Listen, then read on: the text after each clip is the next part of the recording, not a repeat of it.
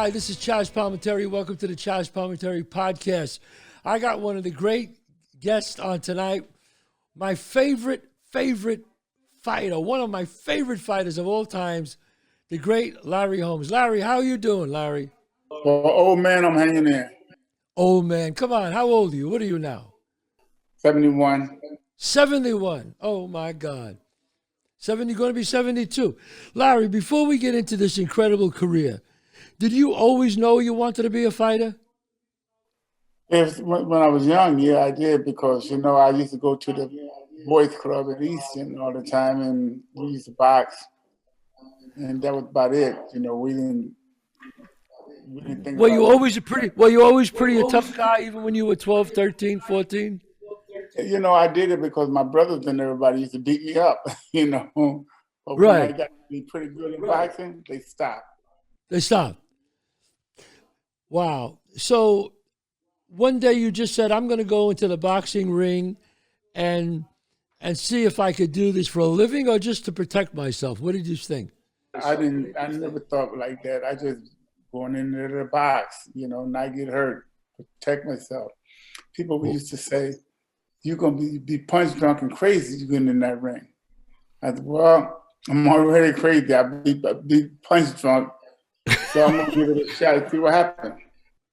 Wow. Now, a lot of people don't know. I mean, you started out a young boy. You came from very small means like I did. I grew up in the Bronx. You grew up in Easton, Pennsylvania, right?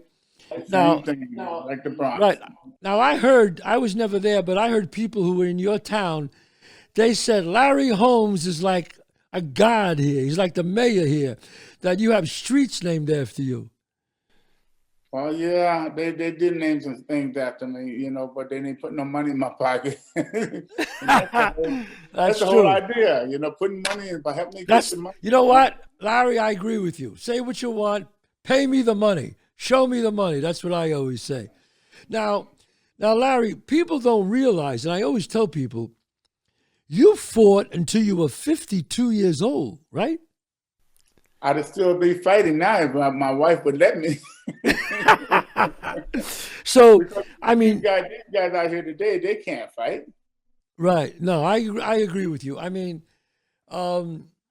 people don't realize that you were one fight away from tying Rocky Marciano. You were 48-0. Your first 48 fights. I mean, people that are 48-0 now are like looked at as the greatest thing that ever lived. You started out 48-0. Is that correct? You got it. Wow. I had to do what. I want people to know how great this guy was, man. I mean, this guy. No, listen, you're gonna make me get a big head. You know what I mean? Showing how great I am. No, listen. I'm going to say it the way it is. My father was a professional trainer. Besides being a bus driver, I grew up in the fight game. When I say that, I knew everything. I grew up with Carmen Basilio and Gene Fulmer, and my father would show me reels of Sugar Ray Robinson and all those fighters. So a guy who's 48-0, and you only lost 6 times in your career. 6 times. And for those of you out there who don't know, they were all championship fights. All of them. The only 6 you lost. I mean, Larry, you had the unfortunate thing where you had to follow Muhammad Ali. Well, my thing was to be better than Muhammad Ali, not to follow him. But if something happened that rubbed off on me, so be it. I'm doing what I Right. have to do to get stay the champion of the world, and it worked for me. Right. And I mean, and for those who are not fight fans, Larry Holmes had the greatest jab in the history of boxing. That I know. My father used to say that. That's it. My father would say that. Now, Larry, were you friends with Muhammad Ali? Yeah, we were good friends up to the day he passed. We was good friends. I got to know Muhammad Ali when he moved up here and he put his camp in the Deer Lake, and I went up to see him, and they told him I was a boxer, an amateur, and trying to learn how to fight. And he said, well, I got a place down here that I train. You want to box? You come on down here. And I went on down to Reading, Pennsylvania, and boxed Ali 4 rounds. Give me a black guy. I didn't care. I boxed Muhammad Ali. I was happy, man. Muhammad Ali and Larry Holmes, I loved it. Wow. And you actually were a sparring partner for him and then for Joe Frazier and a whole bunch of people, right? Joe Frazier, Ken Norton, Ernie Shavers. Now, now, it's funny you said Ernie Shavers. I got to know a couple of times, I got to know Evander Holyfield. And I asked Evander, I said, who was the hardest guy who ever hit you? And he said it was George Foreman. He said, George Foreman hit me the hardest of anybody. Who was the hardest guy that you ever felt? Ernie Shavers. Really? He hit you. I still feel it, and I've been 10 years ago. Ernie Shavers, when he hits you, man, you see lights, everything lights up. You know what I mean? Right. But the amazing thing was you beat Ernie Shavers, and I think you were an underdog in that. I think you were not the favorite in that fight. I was. I was an underdog. I was. Right.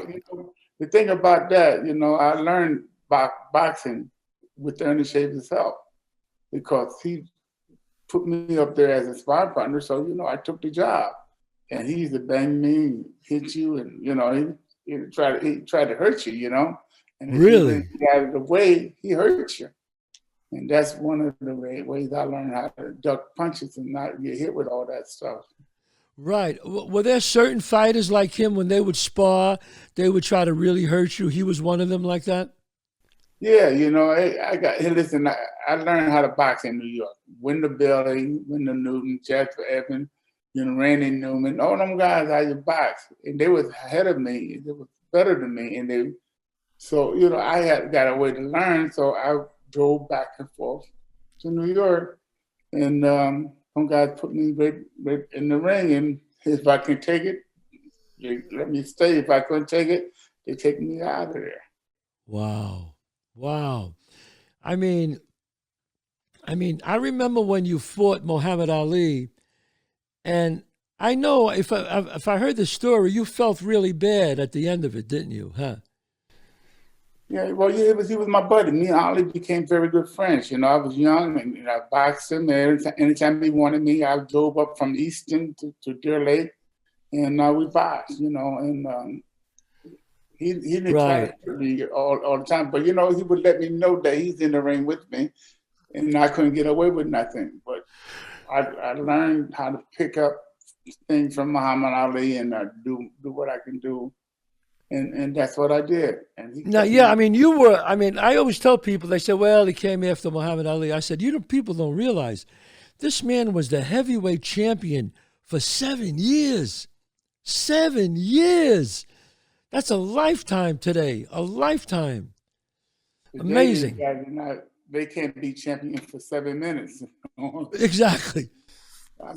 Exactly. I remember when you fought Muhammad Ali, you almost were telling the referee, you got to stop this thing. Stop the fight. Stop the fight. He's my buddy, man. What, I got to kill him? I don't want to hurt Muhammad. He's a legend. Exactly. Now, when you fought, your last fight, I remember, was with Butterbean. Butterbean. And you took care of him. And I took that fight with Butterbean because, it was an easy payday and he was going to give me a couple $100. I said, okay, right. He can't do nothing with me. He can't hit me. And we boxed. But I didn't know he was arrogant like he was. He was very, very arrogant. No respect for me. But he was a decent puncher, right? Yeah. And I took him as that. But you know what? I didn't let him get to me. And he called me all kinds of names, everything, and I didn't appreciate that. Butterbean, why you do that to me? I give you a fight. Right. So you had to straighten him out in the ring. Yeah. That's true. The amazing thing is I tell people 48-0. God almighty. And then you lost to Michael Spinks, I remember. You know, I lost to Michael Spinks. You know, I can't blame it on Michael Spinks. I blame it on the judges. The judges know that Michael was going to run and everything, and that was his strategy. right. And, I did what I had to do to stay in there with Michael, and in my opinion, I beat Michael. I had Right. people out there. They don't realize that I had people out there scoring the fight. You know. Right. Wow. Yeah, I mean, you fought from 1973 to 2002. My God, that's a lot of fights, boy. That's my You know, that's a, I always think of like 48. No, I always felt that pound for pound, the greatest fighter. I never saw him live, but was Sugar Ray Robinson. 133 wins with one defeat. I mean, that's before he turned 40. That's just sick. But when I think of you, and I think of my father always said, Larry Holmes, man, let me tell you something. That guy was one of the greats. And he always said, it's unfortunate that he came after this icon, but boy, when somebody looks at your career, Larry, it's, let's see, how many? 44 knockouts, 75-6. Yeah, here it is. And you lost 6 times all world championship fights. Damn. I mean, Larry, you got to be very proud of yourself in your career, I bet, right? God bless. My mom didn't want me to do it, but I told her that's what I want to do, and she said, "Well, you do it, and don't get hurt. Don't let them boys hurt you." I said, "Mom, I ain't gonna let them hurt me, but I'm gonna do it because hey, what we got, right? We ain't got nothing. Get us out of the ghetto and everything else." And I went in that ring and I fought. Now I see that medal right behind you. Is that a gold medal? I don't know. My wife did it. Yeah, that's a gold medal, WBC. Yeah. Oh. Yeah, the WBC medal, yeah. I see. Now, Larry, today, who do you think, this guy like Tyson Fury, he's 6'8". I don't know. He seems like nobody could beat him. Do you think, what do you think of him as a fighter? If somebody had a good jab and can move and stay out of the way of his power punches, anybody can beat. I could have got, at that time, they couldn't beat me at that range, but you can get beat. You make a mistake. You go out there and you fight a guy, and then you shouldn't be fighting. Right. I think he's a good fighter, but yeah, he's got a great chin. Yeah. You got to have and you had a great chin. I think to be a world champion, you got to have a great chin. You got to. You got to have a great chin. You got to have a great chin. You ain't got nothing. I mean, you had a great chin. Muhammad had a great chin. A lot of people, who are champions. Muhammad Ali we had a good jab. Bam. Jab. Right. Bam. Bam. We had a jab, and we can block punches, and we didn't get hit a lot, That was right. Muhammad Ali really wasn't a knockout puncher, right? No, he was a slapper. He was a slapper. Slap to death. Bang, bang. But you couldn't take it away from him. Couldn't beat him. You couldn't get past that jab, and that's what's important today. Fighters don't jab. They don't use that jab no more. You're right. You know that? I never realized that. You're right. They try to knock you out, and I'm gonna wait for the knockout to come. I beat you up and then I knock you out, But these guys today, they want to knock you right out. They want to knock you out right away. You're right about that. Wow, I never realized that. You're right. They don't jab today. Some of the middleweights do, welterweights, they jab more, but they not the 2 rounds, 3 rounds, and that's it. Yeah, you know what? I never really thought about that, but you're absolutely right, man. That's amazing. I just realized that. Wow. So the hardest hitter you ever got was, now you fought Mike Tyson. Now, Listen, you know what I was off for 2 years though. that's right. For 2 years, no fighting, no training, no nothing. And then Don King, he offered $5 million. You know what I mean? You're gonna get the money, Right. And I did. Now, what did you feel about your fight with Mike Tyson? Did you, what would you think of him as a fighter? I could have got Mike Tyson if I needed a little bit of more conditioning. But Mike Tyson punches hard. He couldn't catch me. But when I got caught on the ropes and stuff like that, he got me. But he's a good fighter. He's a little guy. He don't have a lot of problems. He's gonna get hit a lot because he's got bigger than him. Look at these guys. They're 6'5" already. You know what I mean? And they're gonna fight Mike Tyson. Mike Tyson, he might be 5'6", something like that, but right. Well, the thing about Mike Tyson was people don't realize is that obviously he was a good puncher, great puncher. He was very quick. He was fast. He was fast because that's the way Gus tried to make him a fast fighter. He was doing that. He was doing all right. And I don't know why he stopped. I mean, he still should be doing it. I mean, you don't hear nothing about him no more. You're right. I bet he could beat some of the top 10 heavyweights right now. Yeah, I know. That's what I'm talking about. That big guys and stay away from him and use their jab. They beat Mike Tyson every time. So what you're saying is, I'd like to get your opinion. Muhammad Ali in his prime, Mike Tyson in his prime. Who wins? Ali. Joe Frazier. Joe Frazier walked right into the punches with Ali. And Ali circle around, talk to him and stuff like that, and popping. That's what Ali would do to you. And did you fight? I think you did. Am I crazy? Did you fought Evander Holyfield, right? Yeah. And what'd you think of him? Listen, that's another one of my excuses that I had that I went through. Right.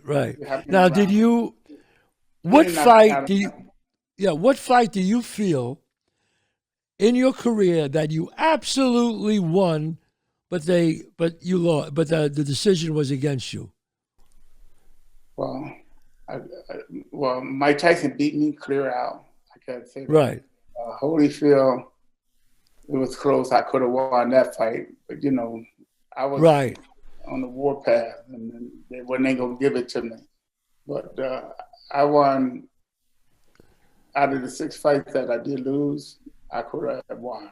Could have won either way. Wow. Now, did you know Marvin Hagler? Knew Marvin Hagler very good.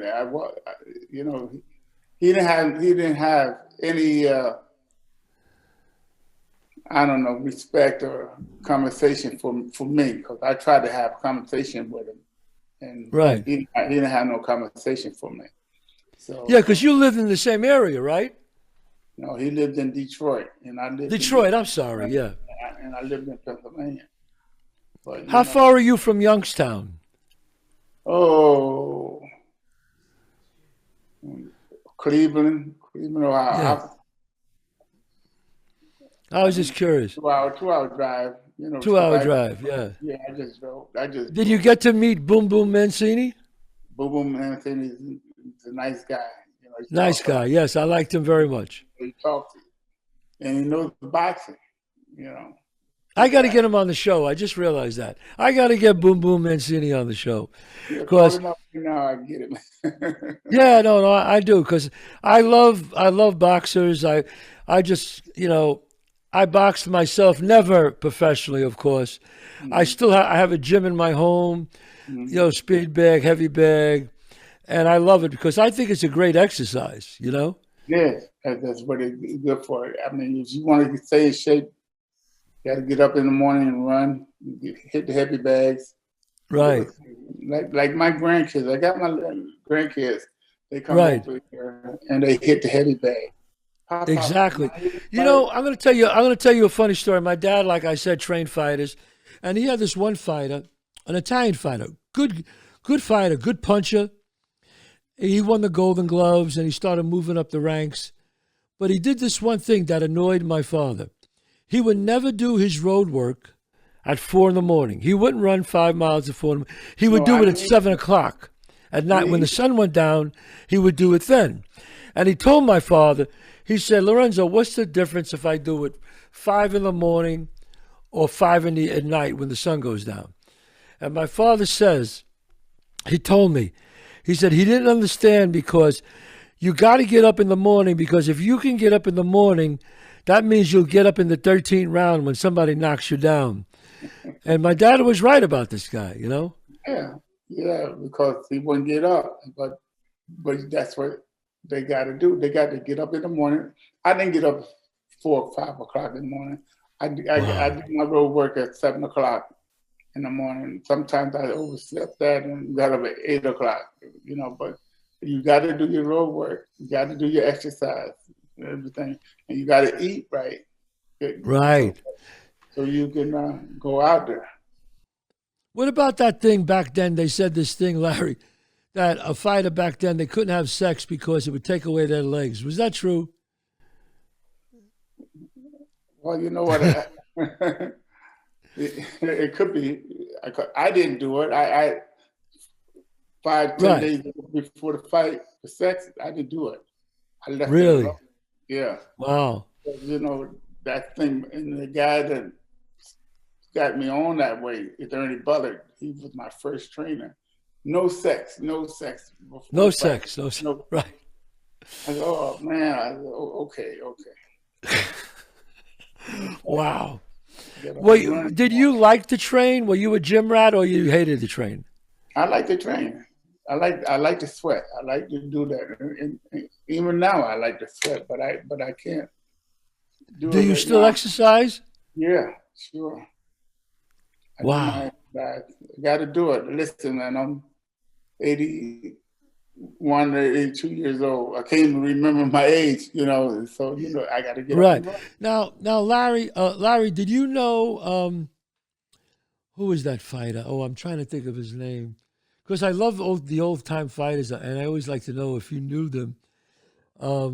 Sonny Liston. Did you know Sonny Liston? I did not meet Sonny Liston at all.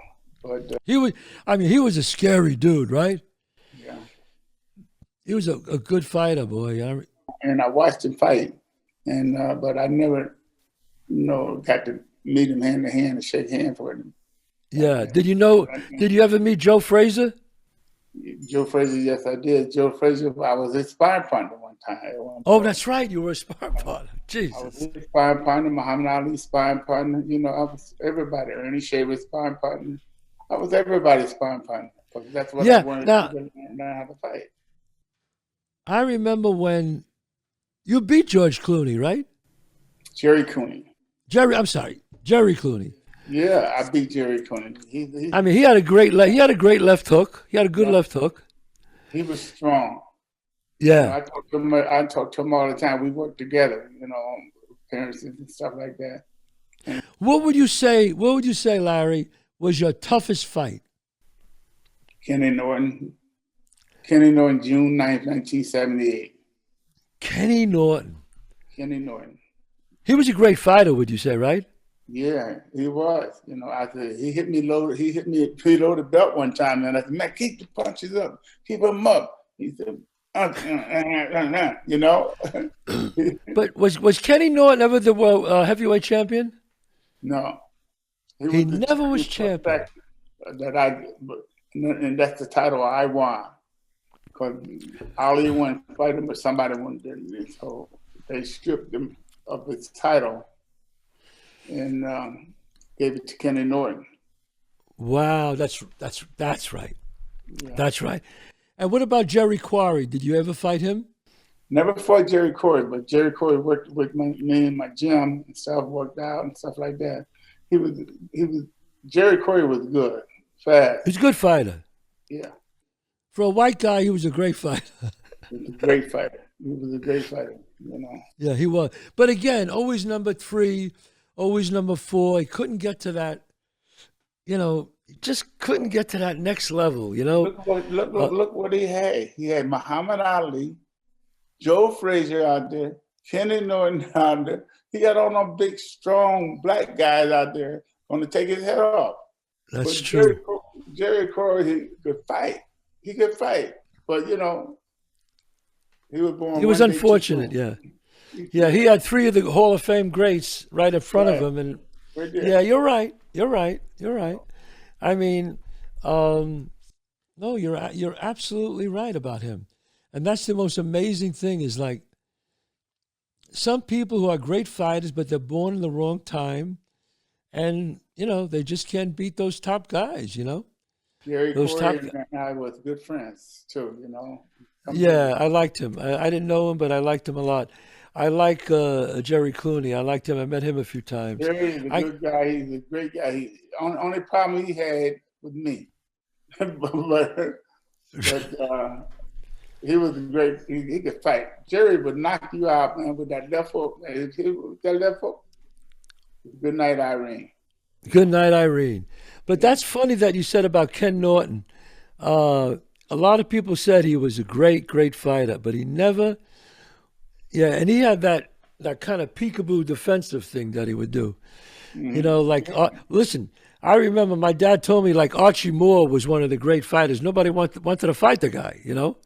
Archie Moore was great. You know, he come in there with that Archie Moore style, ducking and weaving and bobbing and throwing left hooks to right hand. You know, they couldn't beat him, you know? But, you know, he was a good fighter. And I'm glad he wasn't in my time because he probably would have got to me too. Right. No, he was, oh my God. I remember Archie Moore. I mean, what's his name? Mayweather. Mayweather is like 50-0. I think he's a great fighter. I really do. I think he's a great fighter, a great defensive fighter, especially. He doesn't get hit. He does that thing with his elbow and, you know, his chin. He's a good fighter. You know, he's a Detroit fighter. You know, Detroit fighters can fight. He learned fighting from all the good guys up there.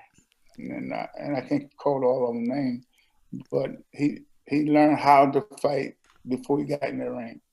Right. Tommy Hearns and yeah, I got a chance to meet. He came to see my one-man show, A Bronx Tale, and that was Tommy Hearns. Tommy Hearns, yeah.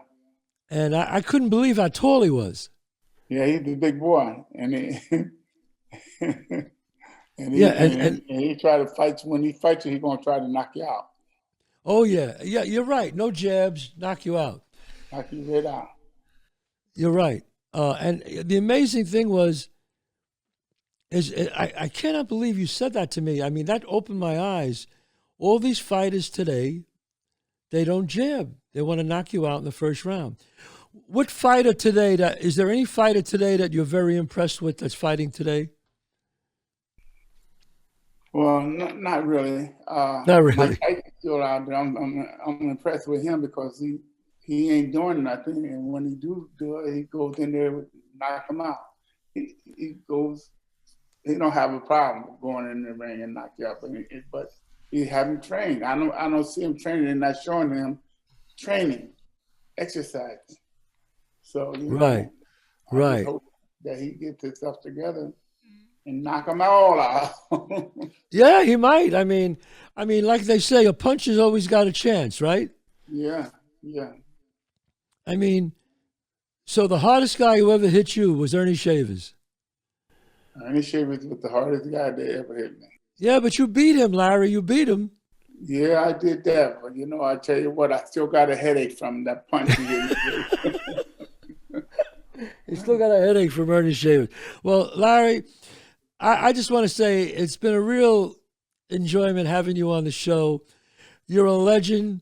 You are, I always tell people, man, people, you don't know Larry Holmes. If you don't, check his career out, 48-0. Nobody goes 48-0. The man, 44 knockouts. You were a tremendous fighter. You're one of the all-time greats in the Hall of Fame. It's been a real honor to talk to you and a pleasure. And I can't wait to have you on the show again, Larry. The great Larry Holmes, folks. Larry, thank you so much. Thank you guys for having me on there anytime. Thank you. I got a crowd here of about 10 people. They're all listening to it, and nobody ever comes to see my podcast, only the guests. But when I told them I was having you on, there's like 10 people here all standing around freaking out. So we want to thank you so much, Larry. Okay, thank you. Take care now. God bless. Thank you.